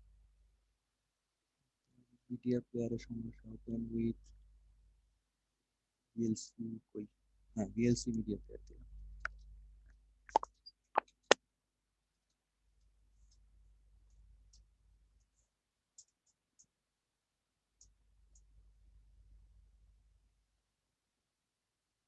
do you want to download? না ডাউনলোড করবো না, আমরা এক্সপেরিমেন্ট 6 এর স্টপ করে কোথায়? তোমাদের ভিডিও রেকর্ডিংটা দেখাচ্ছি প্রসিডিউরে। তোমরা দেখতে পাচ্ছ বাম দিকে একটা এই ত্রিপদ, স্টপ করে ডান কোথায়? দিকে আরেকটা এই যে ত্রিপদ। স্টপ পাইছি। আচ্ছা তোমার কি সাউন্ড কি বাড়াইতে হবে? হ্যালো, সাউন্ড শোনা যাচ্ছে? জি স্যার, শোনা জি যাচ্ছে। স্যার, জি স্যার, শুনতেছি। শোনা যাচ্ছে স্যার। সাউন্ড কি একটু বাড়াবো? ঠিক আছে স্যার, সমস্যা নেই। না বইলো? আচ্ছা ঠিক আছে, তাহলে আমি যাই। বাম দিকে ত্রিপদে আমরা এক্সপেরিমেন্ট 6 এর তোমাদের ভিডিও রেকর্ডিংটা দেখাচ্ছি প্রসিডিউরে। তোমরা দেখতে পাচ্ছ বাম দিকে একটা ত্রিপদ এবং ডান দিকে আরেকটা ত্রিপদ। বাম দিকের ত্রিপদের সাথে উপরে একটা অ্যান্টেনা লাগানো আছে, সেই অ্যান্টেনাটা হচ্ছে ইয়াগি 4EL অ্যান্টেনা, 4টা এলিমেন্টস থাকবে। এবং আমাদের ফ্রিকোয়েন্সি যেহেতু 600 মেগাহার্জ, কাজে অরিজিনাল ফিডারের 600 লাইনটার লেন্থটা ওই 600 মেগাহার্জের সাথে অ্যাডজাস্ট করে 12 সেন্টিমিটার রাখা হয়েছে। এবং 4টা এলিমেন্টের মধ্যে আস্তে আস্তে 11, 12, 13, 14 এভাবে, সরি 10, 11, 12, 13 এই 4টা এলিমেন্ট এভাবে রাখা হয়েছে। এবং ডান দিকের রিসিভারটাও 3EL এলিমেন্ট, এবং আমরা 600 মেগাহার্জের সিগন্যাল নিয়ে কাজ করবো, এই জন্য এখানেও মাঝখানের ফিডারটা 12 সেন্টিমিটার রাখা হয়েছে।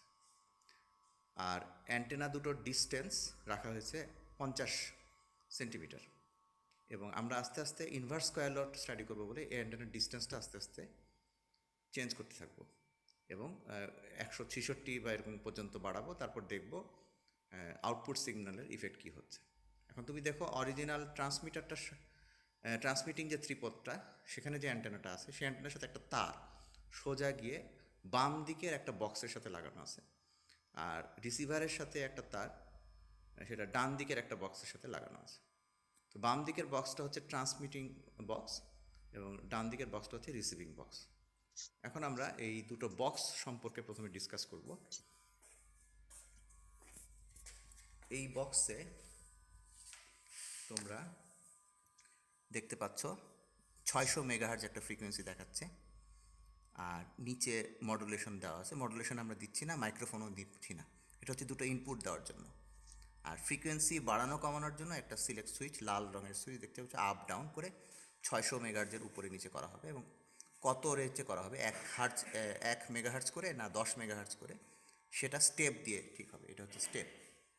আর ডান দিকে একটা মেমোরিতে এগুলো সেভ করা যায়, সেই মেমোরির লোকেশনগুলো আপ ডাউন করা যায়, আর স্টোর করার জন্য ব্যবস্থা আছে। আর ডান দিকে দেখতে পাচ্ছ মডুলেশন, FM, এখানে FM দেখানো হয়েছে। আর এটা মনে হয় মাইক দেখানো হয়েছে। আমরা যদি মাইকের সুইচটা 1 কিলোহার্টজে নিয়ে যাই, তাহলে আমি একটু দেখি আউটপুটের উপর কোনো ইফেক্ট হয়েছে কিনা। আউটপুটের উপর 2.2 মতো আসছে। আর মাইক্রোফোনের সুইচটা যদি মাইকেই রাখি, তাহলে আউটপুটটা 2.21 পয়েন্ট সামথিং আছে, মানে আগেও মনে হয় এরকমই ছিল। আচ্ছা, এটার কোনো ইফেক্ট দেখা গেল না। আর ট্রান্সমিটিং সাইডে বক্সটার মধ্যে একটা ডিবি বক্স আছে, হাই করা যায়, লো করা যায়। এখান থেকে যে কেবলটা, এই কেবল দিয়ে যে সিগন্যালটা বের হবে, সেই সিগন্যালটা গিয়ে তোমার এই ট্রান্সমিটিং অ্যান্টেনার সাথে লাগছে। তো ট্রান্সমিটিং অ্যান্টেনার সাথে লাগলে এই পয়েন্টটা কত সিগন্যাল যাবে সেটা হাই এবং লো দিয়ে সিলেক্ট হবে। সিগন্যালটার স্ট্রেংথ বেশি চাইলে আমরা এখানে হাই দিব, নাহলে লো দিব। আর ডেভিয়েশন, মডুলেশনের ডেভিয়েশন করার জন্য উপরে সুইচ আছে। তো এই পুরো বক্সটা হচ্ছে ট্রান্সমিটিং বক্স, এটা যেটা এক্সপিরিয়েন্স 6-এর জন্য লাগবে। আর নিচে যে অ্যান্টেনাটা দেখানো হচ্ছে সেটা হচ্ছে 4EL ইয়াগি অ্যান্টেনা। সেটার এলিমেন্টসগুলা আমি যেটা বললাম, এই প্রথমটা হচ্ছে 10 সেন্টিমিটার, এটা হচ্ছে 11, এটা হলো 12, এবং 12টার ওখানে ফিডার লাইনটা লাগানো আছে। আর এটা হচ্ছে 13, এটা। আচ্ছা, আর ডান সাইডের অ্যান্টেনাগুলো হচ্ছে ওই 3EL, মানে ইয়াগির অ্যান্টেনায় কিন্তু 3টা এলিমেন্ট। এই দুটো কিন্তু অ্যান্টেনা অ্যারে সিস্টেমকে রিপ্রেজেন্ট করে। তো তারপরে আমরা এখানে দেখব, আমাদের এখন কাজ হবে এই ট্রান্সমিটার আর রিসিভিং অ্যান্টেনার মধ্যে ডিস্টেন্স ভ্যারি করে এই রিসিভার সাইডের সিগন্যাল স্ট্রেংথটা দেখা। রিসিভার সাইডে একটা বক্স আছে, এটা হচ্ছে রিসিভিং অ্যান্টেনা 3EL, সেখান থেকে তারের মাধ্যমে এখানে ইনপুট দেওয়া হয়েছে, এবং এখানে আমরা আউটপুটটা দেখতে পাচ্ছি 23.9 দেখা যাচ্ছে। আর এখানে ফ্রিকোয়েন্সি 600 মেগাহার্টজ দেখা যাচ্ছে, যখন আমাদের এই দুজনের মধ্যবর্তী ডিস্টেন্স হচ্ছে 0.5 মিটার বা 50 সেন্টিমিটার। তো এই অবস্থায় আমরা রিডিং নিব, রিডিংগুলো নোট রাখবো, এবং এই ভিডিওর পরবর্তী অংশগুলো ডিসকাস করা হবে। তাহলে আমরা পরবর্তী অংশে যাই। শোনা গেছিল ঠিক মতো? স্যার, শোনা গেছে। Thank you, ঠিক আছে, thank you। তাহলে VLC ভিডিও প্লেয়ার দিয়ে বেটার আসতেছে। আচ্ছা, প্রথমে দেখাচ্ছি কিভাবে এলিমেন্টসগুলোকে খোলা হয়। এটা হচ্ছে প্রথম এলিমেন্টসটা। তোমরা এভাবে এগুলোকে খুলতে হবে। যখন এক্সপেরিমেন্টের শেষ তখন খোলা হবে। আচ্ছা, তো এরকমভাবে সবগুলো এলিমেন্টসই খোলা হবে এবং প্রথমে এগুলোর ডিমেনশনস ঠিক করা হবে। ডাইমেনশনসগুলো প্রথমটা রাখা হবে 10, তারপরটা 11, তারপর 12, তারপর 13। তাহলে এটাকে আবার লাগানোর সময়ও আমরা এইভাবে এলিমেন্টসটা ঘুরিয়ে ঘুরিয়ে লাগালাম। টাইট করতে হবে। তারপর ডান দিকের এলিমেন্টসটাকেও ঘুরিয়ে ঘুরিয়ে লাগানো হবে। এইভাবে আলটিমেটলি আমাদের 4টা এলিমেন্টস লাগানো হয়েছে। তো 4টা এলিমেন্টস লাগানোর সময় নিয়ে তারপর এখানে ট্রান্সমিটিং যে ত্রিপদটা, সেই ত্রিপদের উপর রাখা হলো। সিমিলারলি রিসিভিং অ্যান্টেনাটাও একটা ইয়াগি অ্যান্টেনা, এটা একটা 3EL এলিমেন্টস অ্যান্টেনা, এবং সেই অ্যান্টেনাটারও এলিমেন্টসগুলো এভাবে রাখা হয়েছে এবং বলা হয়েছে যে মাঝখানে ফিডারের যে কানেকশনটা সেটা 12 সেন্টিমিটার করা হবে, যাতে আমি তোমাদের থিওরির সময় বুঝাই দিব যে এই অরিজিনাল ট্রান্সমিটিং সিগন্যালের ফ্রিকোয়েন্সি 600 মেগাহার্জ যদি হয়, তার জন্য যে করেসপন্ডিং ওয়েভলেংথ, পাওয়ার এখনও দেওয়া নেই, পাওয়ার দিচ্ছি। হ্যাঁ, পাওয়ার দিলে দেখো 600 মেগাহার্জ আসলো। এই 600 মেগাহার্জ যদি ফ্রিকোয়েন্সি হয় তাহলে তার জন্য একটা ওয়েভলেংথ পাবো, ল্যামডা। সেই ল্যামডার 1/4 হবে এখানকার তোমার এই যে 12 সেন্টিমিটারের যে ফিডারটা। এভাবে ট্রান্সমিটিং করে আমরা 0.5 মিটার বা 50 সেন্টিমিটারের জন্য রিসিভ সিগন্যালটা যেটা পাচ্ছি সেটা 600 মেগাহার্জে পাচ্ছি, এবং ভ্যালুটা আসতেছে, এখানে টর্চ আছে আপনার, টর্চ আনলে আমরা দেখতে 21.2 দেখছি আমি। টর্চ আনে ধরেন, হ্যাঁ, এখানে দেখা যাচ্ছে 21.5। তাহলে এটা হচ্ছে আমাদের প্রথম রিডিং। এর বাকি রিডিংগুলো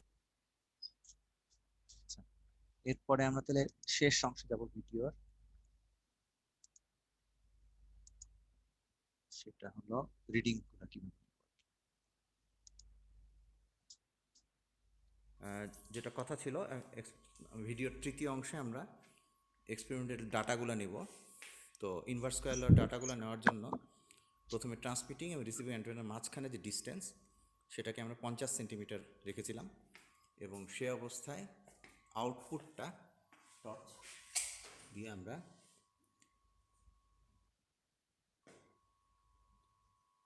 21.3 ভাবে রিডিং পেলাম। তাহলে 21.3 যদি রিডিং পাও, তাহলে আমরা এখানে রিডিংটা লিখতে হবে যে 50 সেন্টিমিটার, এখানে রিডিং হচ্ছে, ডিস্টেন্স হচ্ছে সেন্টিমিটার, আর রিডিং হচ্ছে 21.3, ইউনিট হচ্ছে ডিবি মাইক্রোভোল্ট। এটার ব্যাখ্যা আমি পরে দিব। এখন আমাদের নেক্সট কাজ হচ্ছে এই ডিস্টেন্সটাকে 50 সেন্টিমিটার থেকে বাড়িয়ে আমি ওনাকে বলবো, আমাদের ল্যাবরেটরির মিজান সাহেব আমাকে সহযোগিতা করছেন এটাকে 75 করার জন্য। তো ট্রান্সমিটিং অ্যান্টেনার পজিশনটা এই জায়গায় ফিক্সড রাখা হবে। ফিক্সড রেখে এখান থেকে রিসিভিং অ্যান্টেনাটাকে 50 থেকে আস্তে আস্তে ডানে সরানো হবে, সরিয়ে 75 করা হবে। আপনি টেপটা নিয়ে আসেন, টেপটা 0টা এখানে ধরেন, হ্যাঁ, ভিতরে যেতে হবে না, এইটা, হ্যাঁ, এখানে ওই ইয়েতে ধরেন, হাঁটু, হ্যাঁ, ধরলেন। এখন এটা 75-এ যান, তাহলে আমি বাম দিকটা ধরি। এবার আপনি 75-এ গিয়ে 7-5,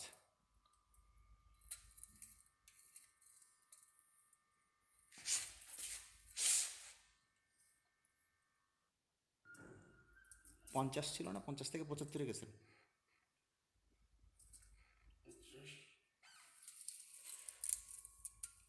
আচ্ছা, এই যে 60, এটা হচ্ছে 60, 75 হচ্ছে ওখানে। 70, এই যে 70 দেখতে পাচ্ছেন, লালটা 70, হ্যাঁ 70, হ্যাঁ 70-এর পরে 5 ঘর যান, ওখানে আপনি ওই রিসিভারটা কি করাবেন, আমি বললাম, আপনি এখন ওটা সরান।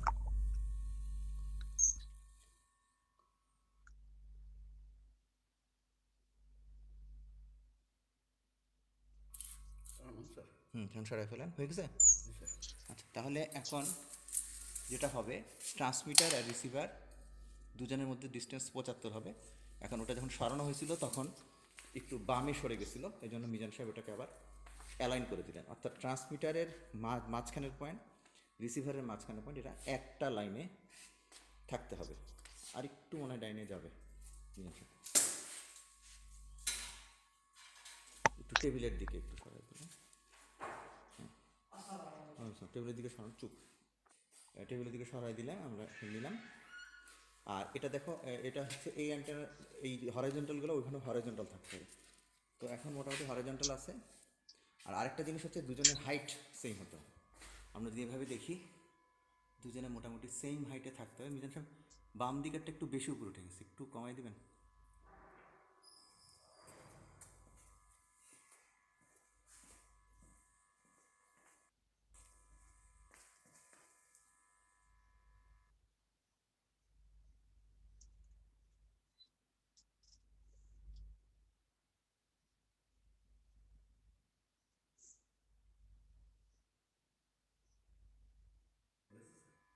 আর একটু নামবে।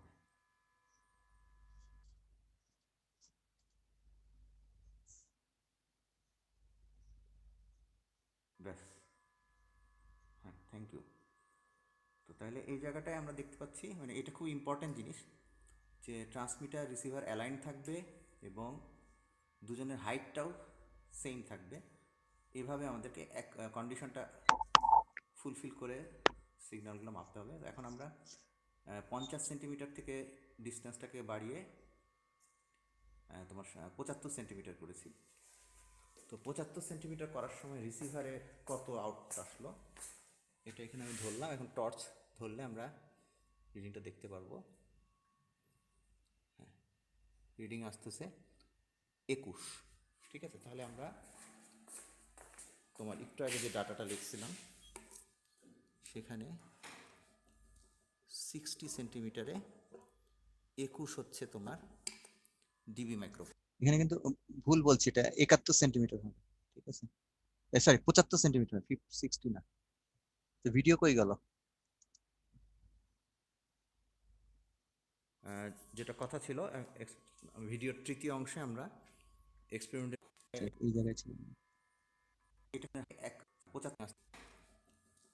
60 সেন্টিমিটারে এটা 60 না 75। 21 হচ্ছে তোমার ডিবি মাইক্রোফোন। কিন্তু আমাদের তোমার খেয়াল করছো যে হাইটে একটু সমস্যা ছিল, সেজন্য আমি একটু মিজান সাহেবকে রিকোয়েস্ট করবো আবার 50 সেন্টিমিটারটা আরেকবার দিতে, যাতে ওই সেম হাইটের রেজাল্টটা একটু কি চেঞ্জ হয়েছে কিনা এটা একটু দেখতে পারবো। একদম এটার মাঝখানের পয়েন্ট থেকে রিসিভারের মাঝখানের পয়েন্ট পর্যন্ত 50 সেন্টিমিটার আমি ধরছি। উনি আপনি ডান হাতটা, হ্যাঁ, পা দিয়ে ধরেন, ব্যাস, ব্যাকা টাকা যেন না হয়। হ্যাঁ, একটু ওদিক চলে আসছে, ওদিক যাবে। এটা সরানোর সময় খেয়াল রাখতে হবে যাতে দুজন অ্যালাইন থাকে। সরানোর সময় একটু কেয়ারফুল না হলে একটু এদিক ওদিক সরে যায়।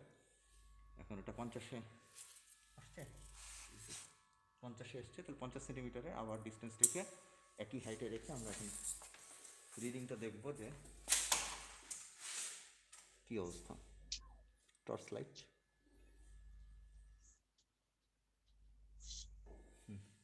এখানে আমরা দেখতে পাচ্ছি রিডিং এখন 22.5 আসছে। তো কাজে হাইটটা এদিক ওদিক হওয়াতে কিন্তু রিডিংয়ের মধ্যে পরিবর্তন আসছে। কাজে ওইটা আগের রিডিংটা কেটে 22.5 দিলাম। এরপর আমি মিজান, এটা হচ্ছে 60 না, এটা আসলে 75 ছিল, আমি ভুল বলছি। 75 সেন্টিমিটারের সময় আসলো রিডিংটা এত, আর 50-এর সময় এত আসলো। এখন আমি এটাকে 100 করার জন্য অনুরোধ করব। মিজান সাহেবের সাহায্য নিয়ে আমরা এক্সপেরিমেন্ট করছি। 100 করার জন্য বাম সাইডটা এই মাঝখানে আবার ধরবো, ধরে রিসিভারটাকে 100 সেন্টিমিটার পর্যন্ত সরাই ফেলবো। উনি 100 পর্যন্ত ইন্ডিকেট করে দিয়েছেন, করে রিসিভারটাকে জাস্ট সরাচ্ছেন। সরানোর পরে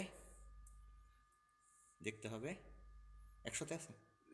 এখন দেখতে হবে যে দুজনে অ্যালাইন্ড আছে কিনা। একটু মনে হয় ব্যাকা হয়ে গেছে রিসিভারটা, উনি এখন ঠিক করে দিবে। তোমরা যখন গ্রুপে এক্সপেরিমেন্ট করবো তখন এভাবে ঠিক করতে হয়। আর এই দুজনের অ্যালাইনমেন্টটা সেম আছে কিনা সেটা মোটামুটি সেম আছে। আর এই অবস্থায় হাইটটা সেম আছে কিনা দেখতে হবে, হাইটও সেম। এখন 100 সেন্টিমিটারের সময় রিডিং কত এটা আমরা আবার ধরলাম, টর্চ ধরলে আমি তো দেখছি 15 হ্যাঁ 14.5 বা 15.5 আসছে এবং ইউনিটটা হচ্ছে ডিবি মাইক্রোভোল্ট। তাহলে আমরা এখানে আবার 100 সেন্টিমিটার সময় 15.5 ডিবি মাইক্রোভোল্টে গেলাম। এরপর ওনাকে অনুরোধ করব এটাকে 150 নিতে। 150 মতো যায়, আমি ধরলাম রিসিভার ট্রান্সমিটারটা, উনি ওইদিকে রিসিভারটাকে সেট করছেন, একটু ব্যাকা হয়েছে, সোজা করতে হবে। হ্যাঁ 150 সেন্টিমিটার নিলেন।